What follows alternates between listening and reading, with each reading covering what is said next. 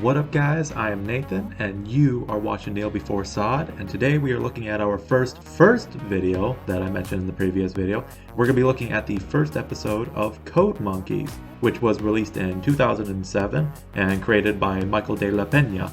And I originally created a video that discussed the general outline of Code Monkeys. I will leave a link to that video in the description so you can go check that out. But for this video, I'm going to be doing heavy spoilers on the very first episode. We're going to talk about it from beginning to end and some interesting things about it. Really quick, for Code Monkeys, it's a television show created in the form of an 8-bit style arcade game. And so it's animated, but it's adult animation. And we're gonna take a look at the whole episode. So let's do this.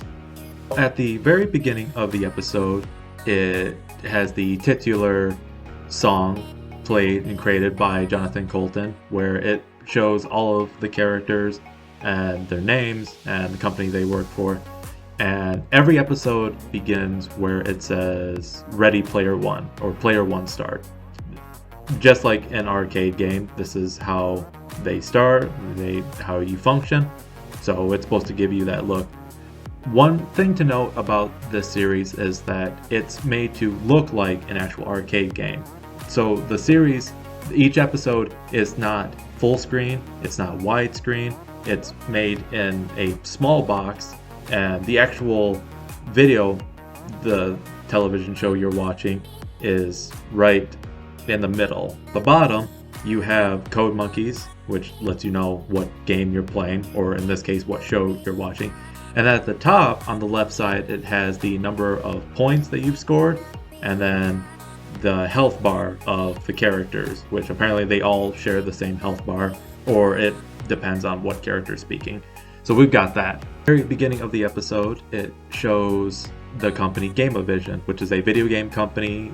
The series is based in the 80s first, so they make cheap, small games, but used in home and arcade as well. And it brings up the two primary characters of the series. You've got Dave and Jerry, who are both game programmers. And one thing to know about their office is that it's divided so you can tell whose side is who. Jerry is the more professional game programmer. He's the one that wants to make sure everything is done, and he's a bit on the shy side, but he also has to put up with a lot of Dave's crap. Whereas Dave is the stoner who just wants to make a lot of money and not do as much work, and be creative as what he wants. So we've got that.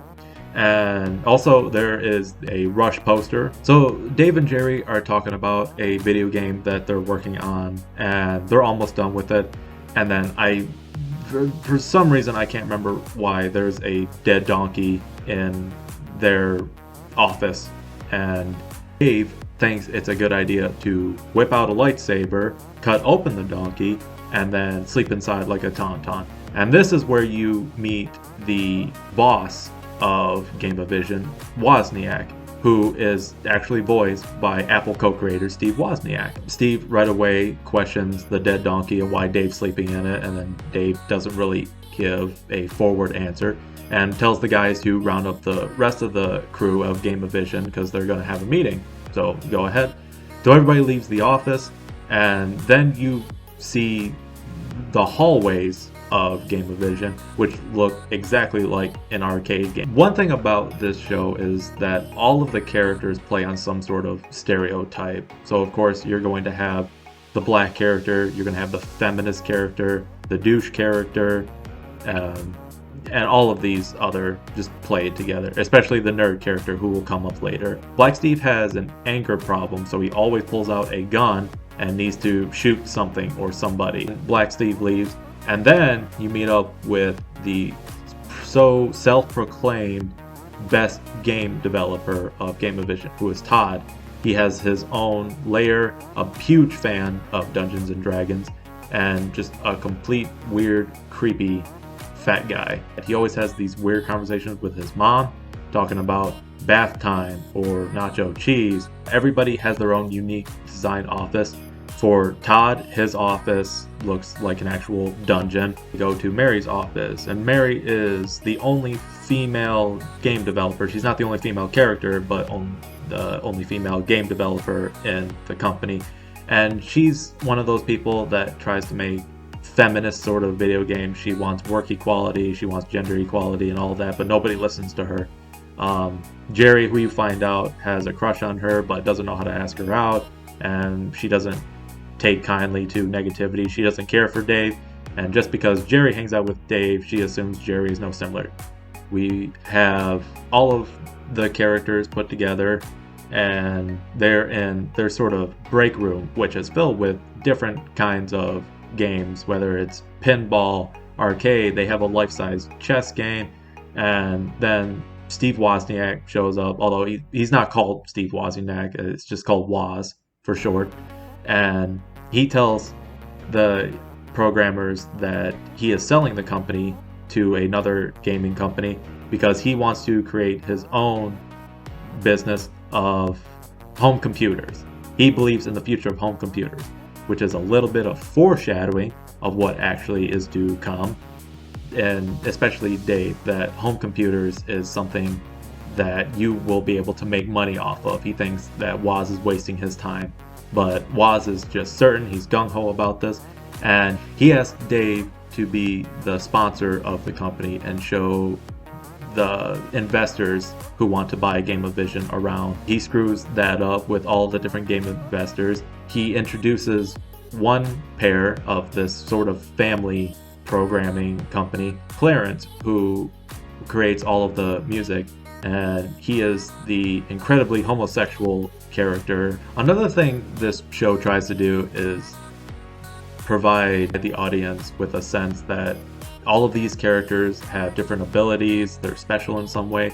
So for Clarence, he can levitate and walk through walls, and you see plenty of that, not so much in this episode, but in later of the series if you continue watching it. After Dave messes up all the meetings with the investors, him and Jerry go to Woz's office, and you see all kinds of cool things, especially other video game memorabilia. For example, Majora's Mask from Legend of Zelda, Majora's Mask, is hanging on his wall, and at one point during the meeting, Woz puts it on. It doesn't do anything to him, he just puts it on.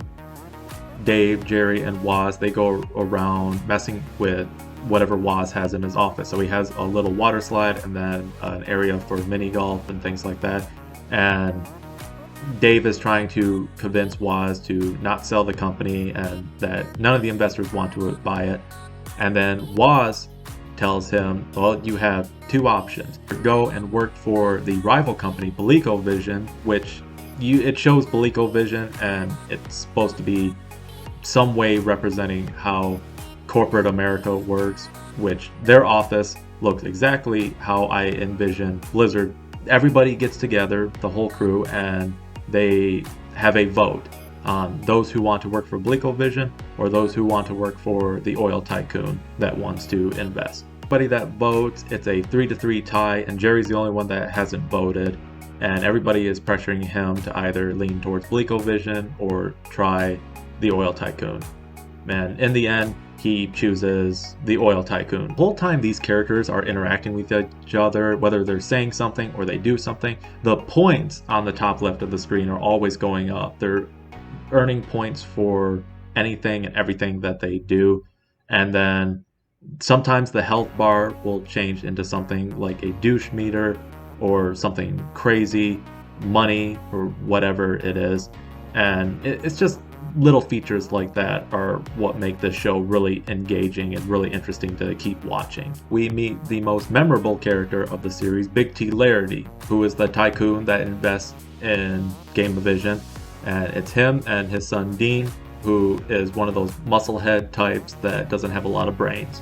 Mainly brawn, no brain. Speaks to Dave and Jerry and tells them there's going to be some changes in the company. So for one, all of the fun stuff that they had in their break room is completely gone. Too much fun is how a hooker was killed, in his words. Larity tries to get everybody to share offices to save on space. He confronts Black Steve, and Black Steve shoots him.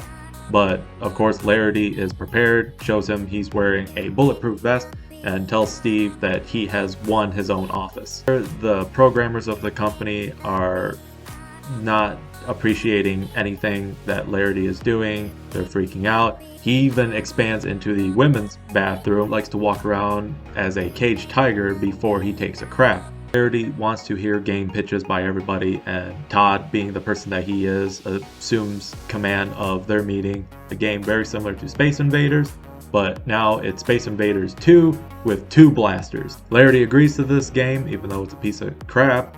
And then Dave and Jerry present their game, which is about killing Nazis, and Larry does not approve of that game. The character of Benny is introduced, who is a little Korean boy that Larry adopts, and he's using Benny to test all of the games. Whenever you see the characters walk from one side of the screen to the other, in order for them to continue walking, they get from one side to the other, they're moving in motion, and then you see the screen pan before they continue walking. Just another trick, like a side-scrolling beat-em-up that the show is trying to portray. Moving forward, Dave goes and meets up with Woz at his new company. Dave tells Woz that everything has gone to hell at Gameavision and he wants Woz to come back. Sort of gives him an inspirational speech and tells him, you can lead the rest of this team, you can tell them to be good gamers. It's showing the office of BleakoVision, and all of the programmers of Gameavision have gone to apply for jobs. Dave stops them well before they start filling out applications, provides them with his own motivational speech talking about teamwork and inspiration and being the power that brings Gameavision back together. This is when you finally see the full team of Gameavision with Larry together. So it's the brand new Gameavision, and everybody is ready to be on board. At the end of the episode, for some reason, I guess Michael de la Pena had no idea how to end the episode. Steve tells Jerry that there was a whole batter of brownies that he took a dump in, and that's how the brownies were made. Larry and all of the other members of the company are sitting there, they're freaking out because they had just eaten his crap. The episode ends with a black screen that says game over, and that is the end of the first episode of Code Monkeys. Thank you everyone for watching. Please like and subscribe. Thank you again, and I will see you guys on the next video.